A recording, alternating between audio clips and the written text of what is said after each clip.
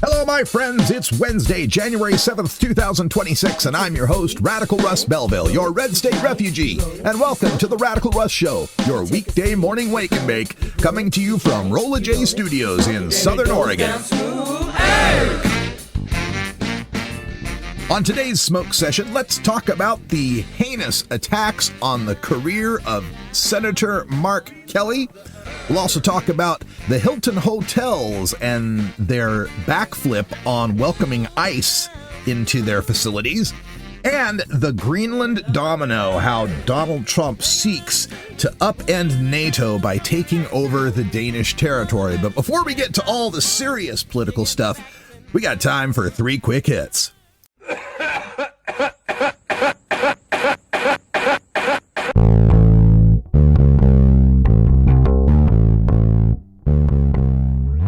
Pretty happy day here for Radical Russ, because I got word from the state of Oregon that I, for the second straight year, am poor enough to qualify for free socialist health care. Yay.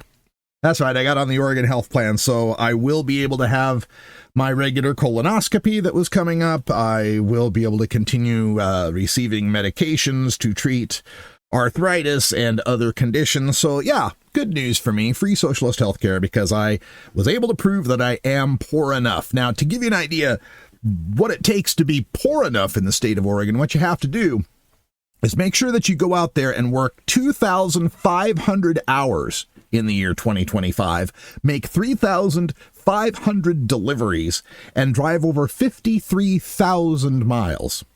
After all that, and then paring away all of the expenses for driving those 53,000 miles and the various deductions you can take for maintenance and gas, etc., I am poor enough to qualify for socialist health care. So for all those folks out there that make that complaint that we need to have work requirements, that people are lazy, not doing their fair share to get the taxpayer dollars for their health care, I invite you to stick with me for a year's worth of my work schedule and see what you think at the end of that.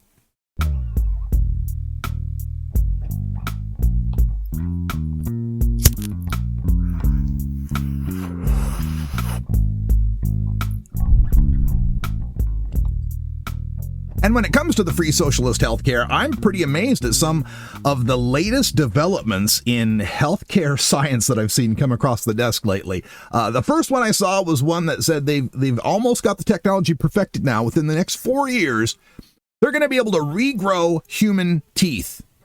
Yeah, regrow human teeth. Now, you know me, I'm poor, and because I'm poor, I've had to make some choices in my healthcare in the past, and one of those was when my back molars on the right side of my lower jaw became cracked. The choice was spend a few $1,000s to get crowns, or spend a few $100s to get those teeth extracted. So, as a poor person, of course, took the extraction, and I don't know, for the past 2-3 years now, I've been unable to eat things on the right side of my mouth because I have no lower molars there to chew with.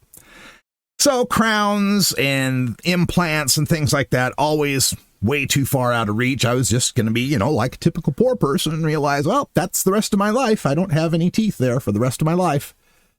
Well, maybe not. Maybe in the future, we'll be able to regrow some teeth. I'm sure the technology and the cost will be way out of my pocket, but we'll see. Other technology they've got going, apparently they've got a cure for Alzheimer's disease on the horizon. They figured out how to reverse Alzheimer's disease. So as I grow older, that sounds beneficial. And the latest one I saw on my desk just yesterday morning, technology they've got where they'll be able to regrow knee cartilage and reverse arthritis, which is what I suffer from. I suffer from osteoarthritis, and I had to have a total knee replacement. How many years ago was that now? 5-6 years ago now. A total knee replacement, left knee, because I had no meniscus. Yeah, the osteoarthritis ate away the entire meniscus, which is that nice little cushiony pad between the lower leg bone and the upper leg bone where your knee connects. Oh, it's very painful, trust me. So who knows? Maybe as time goes on and maybe the socialist healthcare gets better, I might have teeth, knees, and a brain in old age.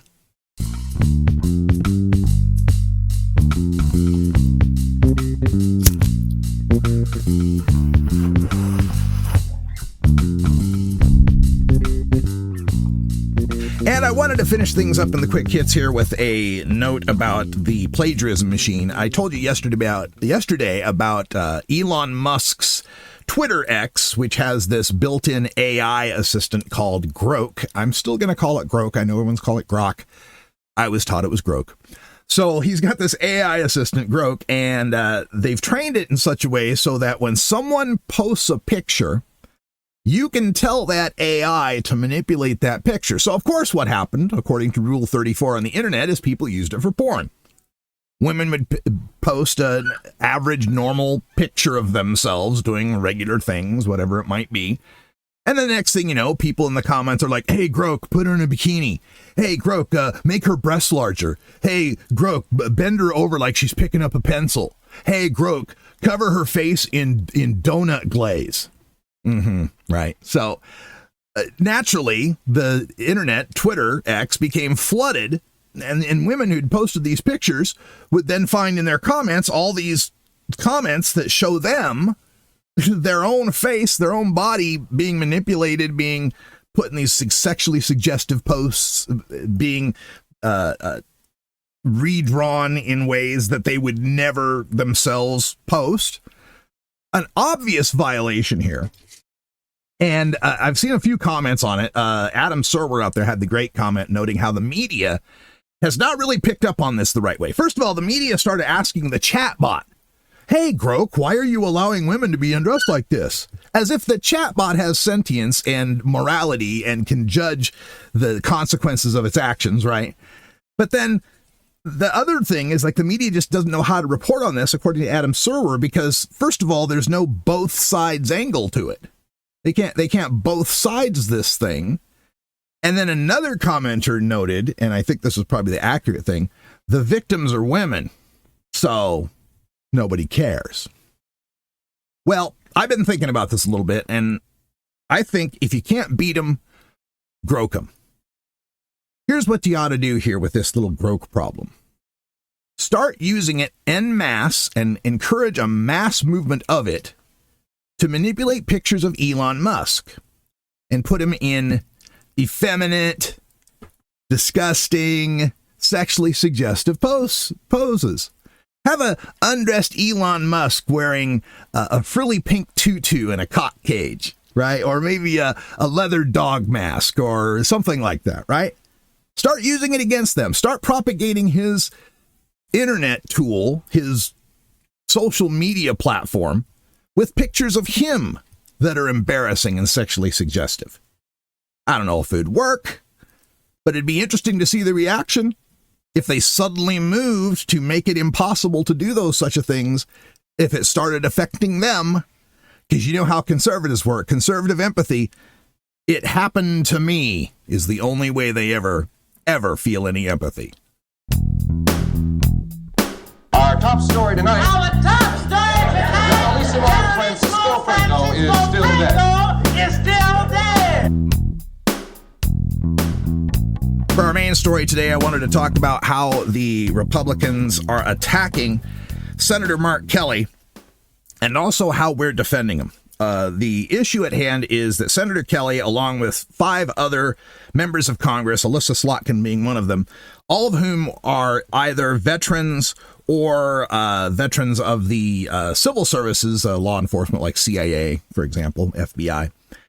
And the video they made back in September, I think it was, where they were encouraging the troops to not obey illegal orders.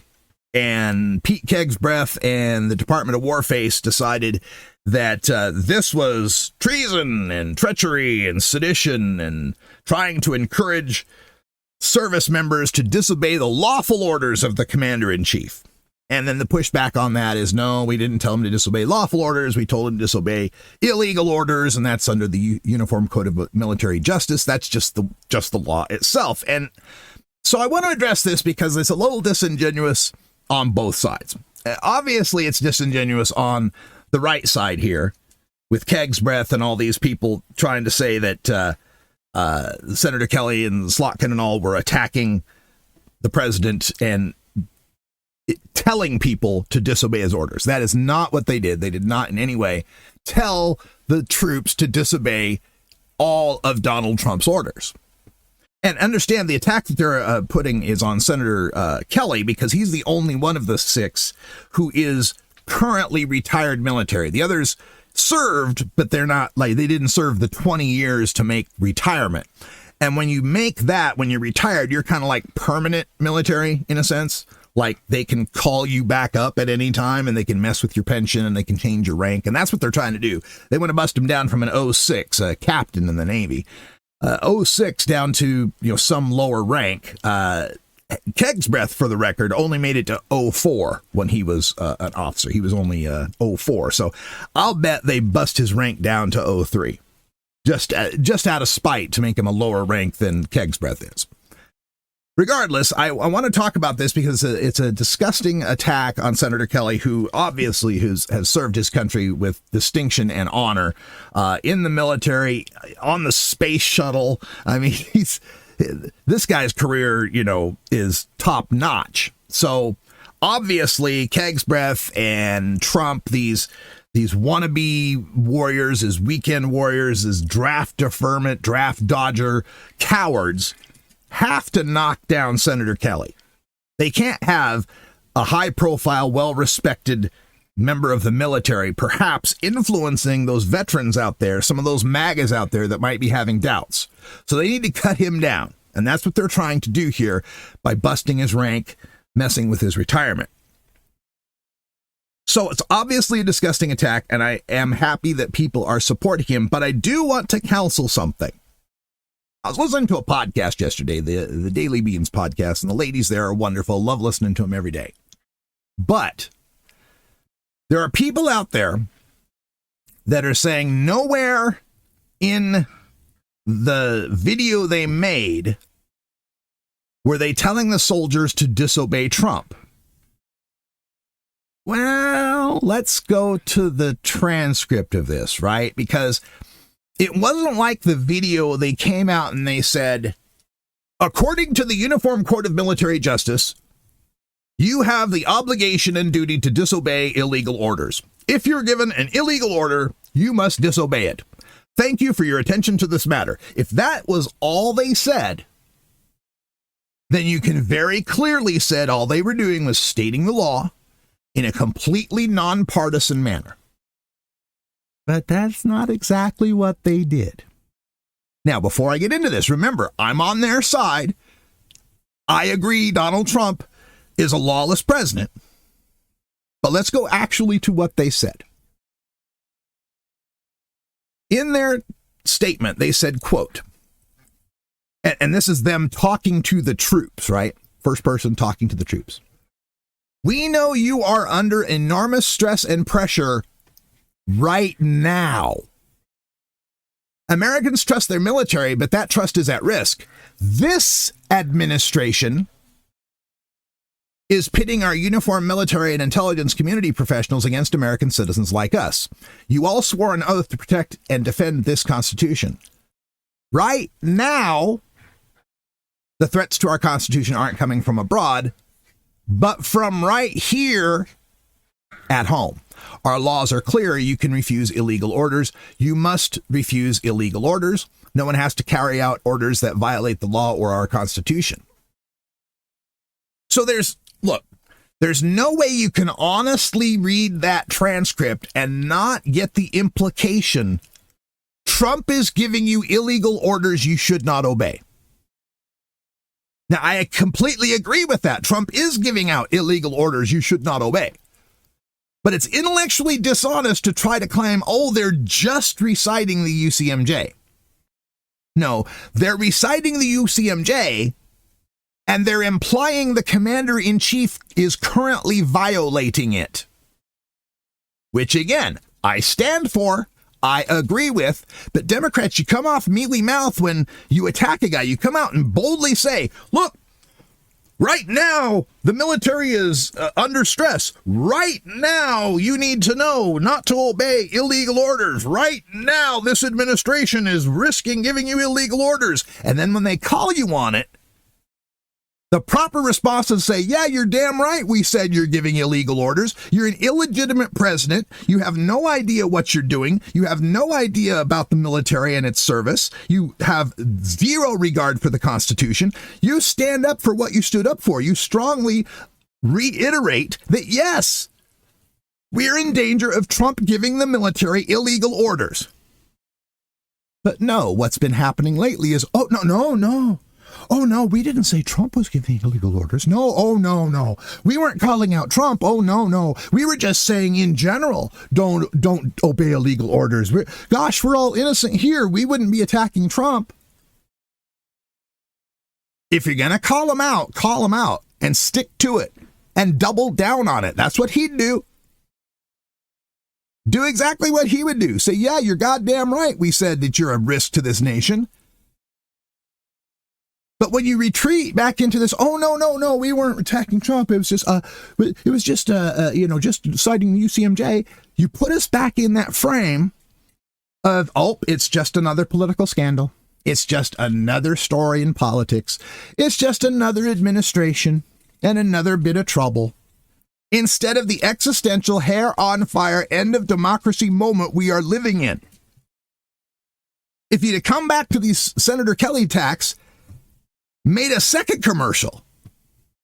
Senator Kelly and us, we made a video a few weeks back warning troops about the threat of illegal orders from the Trump administration. And in response, the administration has attacked this American patriot who flew the space shuttle, blah, blah, blah. Double down on this shit. You've got to go on offense 100% of the time against this guy. You cannot be on defense. You cannot be on your back feet at all, ever. You've got to learn the Roy Cohn lesson. Never apologize, always attack. That's how you have to deal with this guy. Listen, my friend, this is a matter of national importance.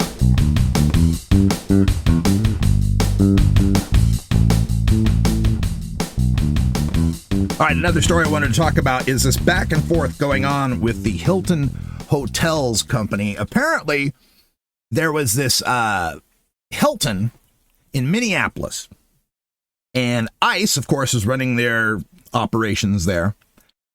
So they wanted to book a Hilton hotel, and we got this note on X, Twitter, where they allow child sexual abuse material to be broadcast and distributed. Are you still on Twitter? Really? Get off Twitter. Quit giving that guy any support. Anyway, Fatherland Security on Twitter writes, no room at the inn.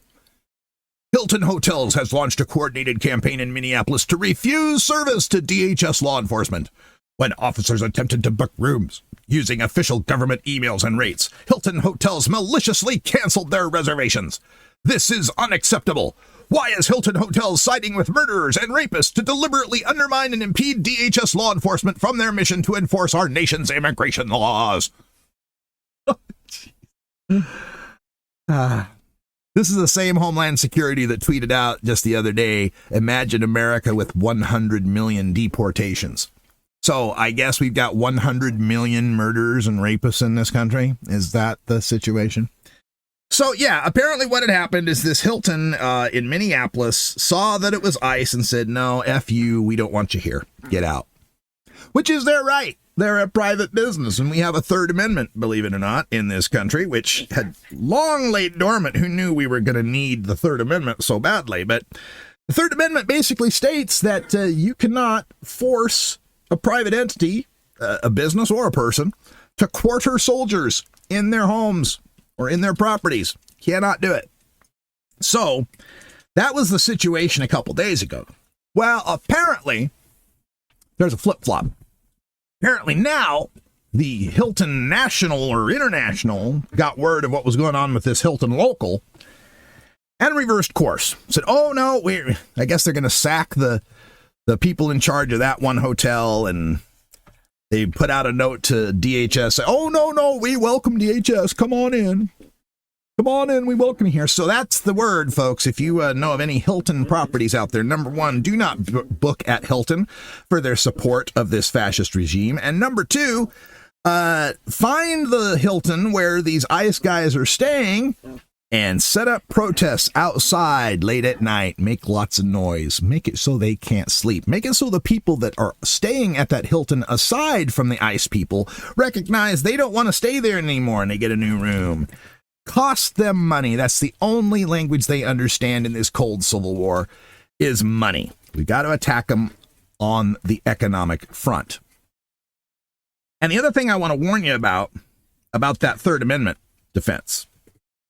People forget that the Third Amendment has an exception just like the 13th Amendment does. You know, the 13th Amendment says there's no slavery, except if you're convicted of a crime and then you're in prison and then we can slave you all we want.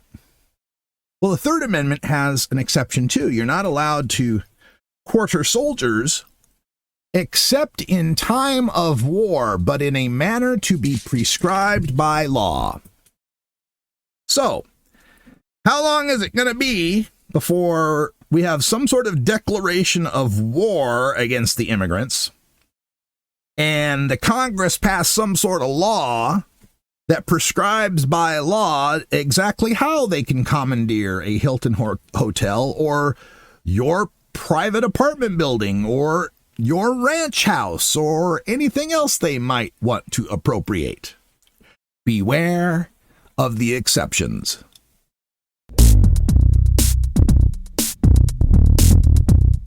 They don't vote Democrat, they don't drive Cadillacs, and they never use personal vehicles.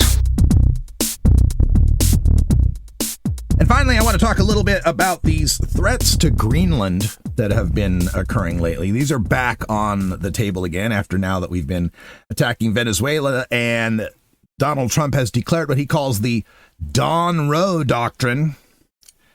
Couldn't be the Trump Doctrine, right?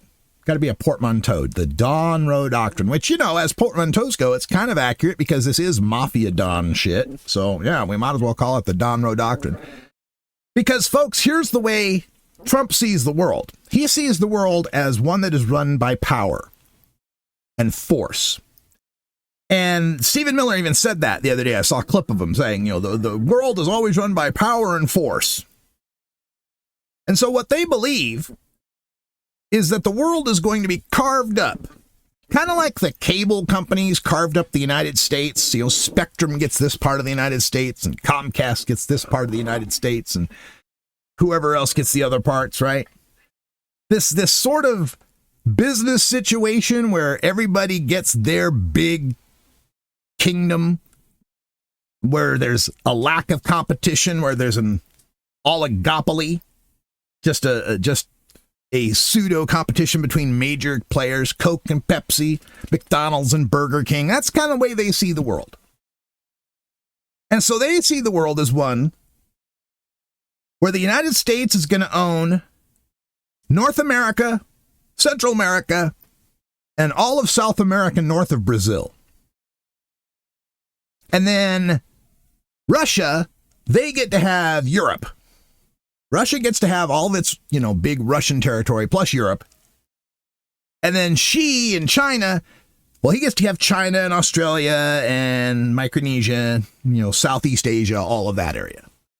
These are just mafia dons dividing up the territories. And since Greenland's over here on our side, Trump thinks that we should own Greenland. Keep in mind that we already made a deal for Greenland. Because I talk about maybe we should buy Greenland, and Denmark's not interested in selling. Because we already made a deal for Greenland. It was back in 1916. Back in 1916, we purchased the Dutch West Indies, St. Thomas, St. John, St. Croix, known today as the U.S. Virgin Islands, one of our 5 territories. So, we went and purchased the U.S. Virgin Islands from Denmark in 1916 for $25 million and an agreement that in exchange, we would not object to their ownership of Greenland. We got 3 beautiful, tropical, lush, touristy Caribbean islands. They got the world's biggest island covered in ice. Not a bad deal for $25 million. And is the American tradition, we sign treaties with people and then we break them. That's what we do. Ask Sitting Bull. So Trump's making all this noise about taking over Greenland. Stephen Miller has said nobody in NATO is going to fight the United States over Greenland. Nobody's going to object militarily to us taking over Greenland. And maybe that's true. Maybe we start putting boots in the ground in Greenland and Denmark declares us to be lawless and the UN holds some rebuke of us. But whether or not we take over Greenland isn't the point. The point is, if we take over Greenland, we've officially destroyed NATO. Because this would be one NATO country, the United States, militarily seizing property from another NATO country, Denmark. And the whole point of NATO was in the post-World War II era to make sure that Russians couldn't start seizing East Bloc countries again. So if we're going to seize a country in violation of the whole purpose of NATO, what's the point of having us in NATO anymore? There will be no more NATO. Vladimir Putin will have successfully cleaved us from the greatest military alliance in human history. Now, in doing that, of course, part of NATO was us in the United States having this wonderful, wonderful cache of nuclear weapons. And that we could tell all the other NATO countries, look, you don't need nukes because we've got the nukes. And if anybody messes with you, we'll nuke them. We got this. Now, France, being France, said, we'll have our own nukes anyway. And Britain, too. They got their own nukes anyway. But the rest of the countries in Europe said, no, okay. Yeah, that's good. Think they're going to think that anymore? What do you think Poland's thinking right now? After Ukraine, in the dissolution of the Soviet Union, back in the 90s, we all got together and agreed, hey, Ukraine's got all these nuclear weapons. We don't want another nuclear country. So Russia, if you super duper pinky swear promise to never invade Ukraine, and we in the United States and UK, we will pinky swear super promise to make sure that if they ever do, we'll protect you. In exchange for that, give up your nuclear weapons. And Ukraine said, okay, US. Okay, allies, we trust you. We trust that you'll have our back. We'll give up all our nuclear weapons and let our country just sit here with no nukes right next to Russia, this country with all these nukes, because we know you'll protect us. And we let him down. Vlad invaded Crimea during the Obama administration, crossing what Obama had said would be a red line, and we did nothing. One of the greatest failures of the Obama administration, as far as I'm concerned. Crossed the red line, and we went, oh, okay. I guess you can have Crimea. What's the worst that could happen? Well, we're seeing what the worst could happen now. 3 years of war, going on 4 years of war on Europe's soil. The worst conflagration and bloodshed in Europe since World War II. What do you think Poland's thinking right now? Goddamn, we better get ourselves a nuke is what Poland's thinking. We better have ourselves some nuclear weapons because after Ukraine falls, we're next. Lithuania, Estonia, Finland. They all got to be thinking, we got to get some nukes. And these aren't, backwater countries. They've got science. They've got technology. I think they could quite easily come up with the fissile material if they needed to. Hell, it might not be too long where the whole of Europe decides we've got to be a nuclear-armed European Union. Maybe the evolution of this becomes NATO becomes the European Union's military. Greenland is the first domino, and if you've ever watched those domino videos, you know that this can go a long, long way.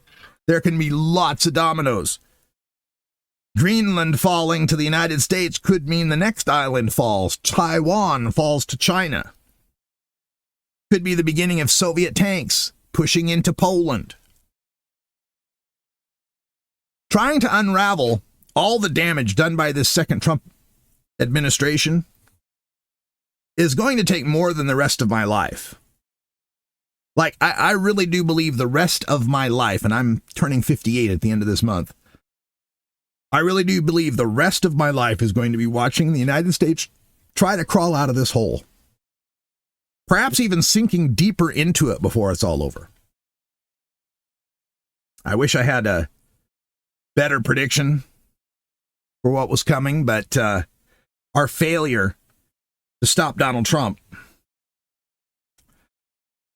I don't know. You know, I was talking earlier about Senator Kelly and the disobeying of illegal orders, and in one sense, every order given by Donald Trump is an illegal order because he's an illegitimate president. He committed 34 counts of financial fraud to win the 2016 election. I don't think people make that connection about the fraud case. They call it the hush money case, the porn star case with Stormy Daniels, that he paid all this hush money and then did financial malfeasance to cover it up. That was to win an election. This was on the heels of the Access Hollywood tape and Grab Him by the Pussy, and people going, maybe he's a lecher, maybe he's a perv, maybe we shouldn't let him in. And he covered that information up with those crimes. He covered up more information to indict him as to being an untrustworthy perv, a fraud. So he committed fraud to win the first election. He committed insurrection when he lost the second election. And because of that insurrection, he was ineligible to be on the ballot or to serve in office for the third election. And I don't give a good goddamn what the SCROTUS, the Supreme Court Republicans of the United States, say about that. The Colorado Supreme Court was absolutely right in its review of the Constitution to recognize that Donald Trump led an insurrection. The testimony we gotten from Jack Smith this week, where he said he had 99.9% bulletproof proof that he led and committed an insurrection. We have abandoned our Constitution in even allowing him to have run for office a second time. Every minute he sits in the Oval Office, every utterance, every proclamation, every order, every bill, every law is illegitimate and should be wholly erased from our law books, from our history, upon his ouster, if that should ever come.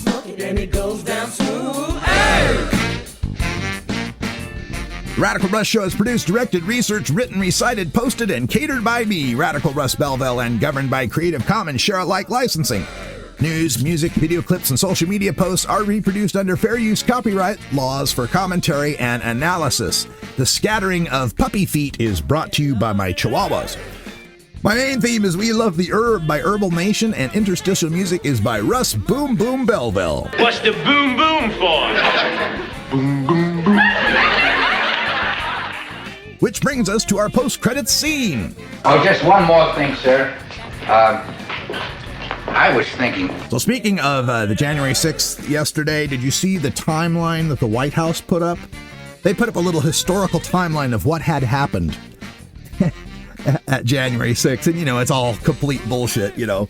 Trump urged patriots to show up to a rally to protest the fraudulent election and urged them to peacefully protest and told them to peacefully march down to the Capitol. And they were all there being peaceful at the Capitol when those police officers shot at them with rubber bullets and tear gas. And, well, then what did you expect the people to do? They then got violent in response to these cops overreacting and letting them in to the Capitol. And then poor Ashley Babbitt, who was unarmed, never mind the fact that she had a knife on her. She was unarmed, and she crawled through a broken window trying to get into the speaker's galley. You know, as regular, normal people do on a regular day when they're just celebrating and protesting. And then she was shot. She was mercilessly shot and murdered by the Capitol Police officer. And then they give his name so that the MAGAs can try to look him up and make his life a living hell.